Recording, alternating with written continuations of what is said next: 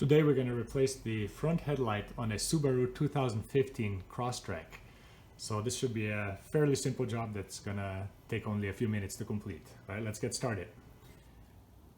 The replacement bulb for this headlight is H11, and the way you get access to it, so I'm in the front of the vehicle here. It's actually right back here. So you can see it down here. I'm going to try and focus on it. So this is it. So all we're going to do is we're going to rotate the connector, disconnect the cable, and the light bulb is going to come out. So in order to get the connector off, there's like a little piece here. I don't know if you can see it. Let's try and zoom in a little bit. I'm pointing with it with a screwdriver to it. So this end piece here, you push down with your finger here, and that kind of releases a little latch here, and then you just push down the connector.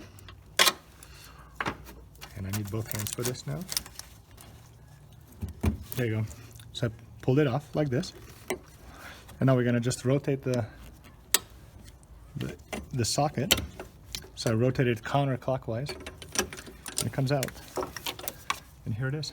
So this is our broken light bulb. So if you kind of zoom onto it, you can see, well, it's a little bit hard to see, but the filament is broken. So what we do now is the reverse to install it. So this is the replacement light bulb. Here's the one we're replacing. So we're gonna just put it in. Make sure you don't touch the glass on the light bulb. Going on here. Starting kind of with the same angle. See, you're gonna have to find where it fits into the socket, then you just rotate it. There you go.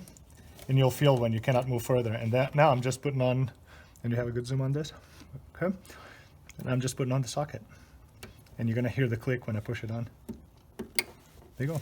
And that completes the job. Right, the final part is just testing it, and obviously as you see, we did the front left headlight here. With the other side of the vehicle, you'd have to remove some of this plastic, and we'll do that next time. Thanks for watching. Hope this was helpful.